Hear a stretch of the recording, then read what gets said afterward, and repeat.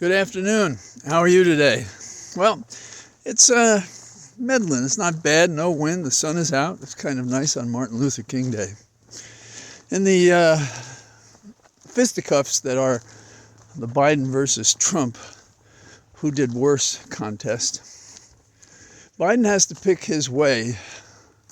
While the comparisons are useful and they have merit, he has to pick his way to the precept that he's announced. That is, I'm transparent. And in that transparency, if he exposes himself to some unintentional misconduct, hopefully, or somehow or other these documents were misplaced, he's in a better place than he is right now, because he appears to be a hypocrite for what he said attacking Trump. It's that simple.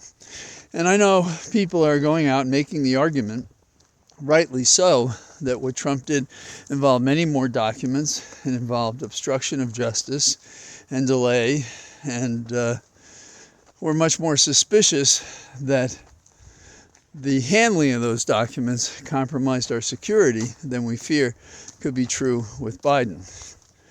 All that said and done, it has to be said sooner. And one of the reasons is I don't sense the appetite to attack the prosecutor for Biden, who is biased, in my opinion, and should be viewed in that category. And bias means either they are operationally biased, prejudiced against your position, or the appearance of bias is enough to render, well, useless whatever conclusions are drawn, but can cause great damage should he want to do excess. That's special counsel Hur, H-U-R.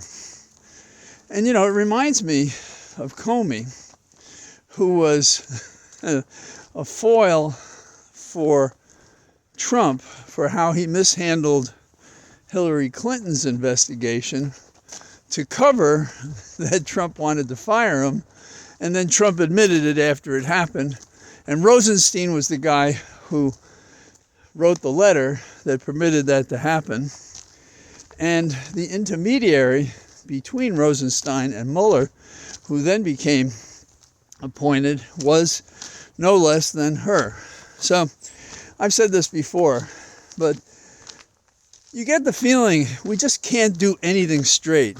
And you have to ask yourself, why would Garland, who spent a major part of his life making the fine-tuned distinctions in cases, how could he miss this? He couldn't. So we have to impute knowledge to him that he was choosing a prosecutor compromised before he did a single thing in the case. So there's that. Now, on Martin Luther King Day, we think of hand in hand working together against discrimination. We think of the celebration of what he accomplished. We respect and honor the risk that he took, going to jail, being beaten, and ultimately being killed. We have to honor that, and the best way to do it is to act upon it. Now, those of you I'm speaking to, you have no problems with this. You already believe it. And so what must we do with others? I suppose the only thing we can do is sanction them, seek to police them, seek to improve the system. And we have that opportunity. But too often, we only talk.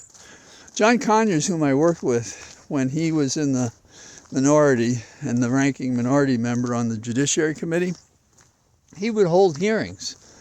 Oh, they weren't official congressional hearings. He would hold them, and he'd hold them in the Capitol, and he'd get coverage of them, and that's how he advanced the positions for legislation that he thought should be enacted.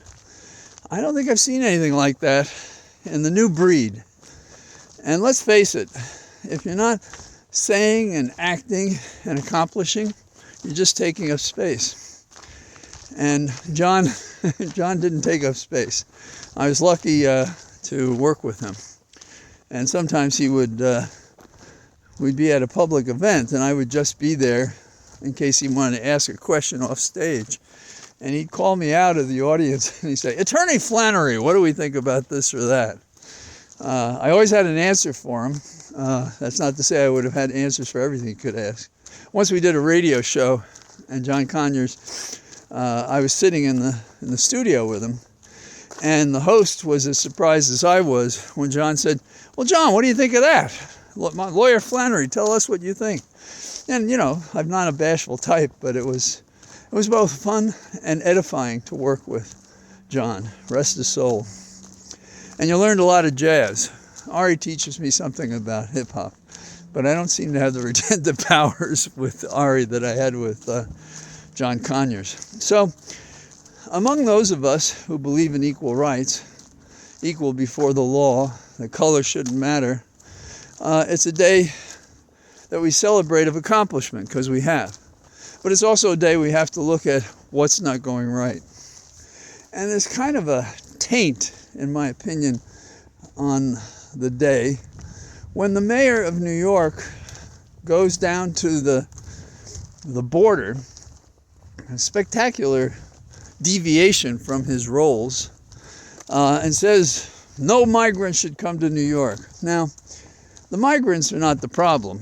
The problem is, hey, Abbott in Texas and those crazy guys who will be glad to use Mexican illegal labor that don't have a recourse for better treatment as workers, and also refuse to acknowledge and help them. They want to have it both ways. They want to use them, abuse them as seasonal laborers, but they don't want to allow them to have a legitimate position in America, because then they'd have to pay them more. So again, it's capitalism, but it's also discrimination. And it's very unfortunate, because there is a history in New York of sometimes groups battling each other. And, you know, I suppose if years ago my Irish was even more obvious than it is now, I'd be in that contest. And they talk about the melting pot, but the truth is it doesn't really melt. It cooperates. That is the people within it.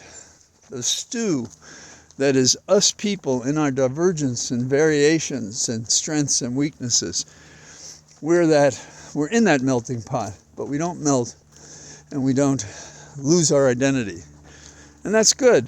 That's the wealth of America, in my opinion. So we have the mayor of New York, in my opinion, compromising the city in his own good name. And mostly what I've heard has been good. But there have been questions about some things, not about race before this, I don't think. I'm not there, so I can only guess sometimes. The last thing that is amazing is a twofer. In California, we have water and snow.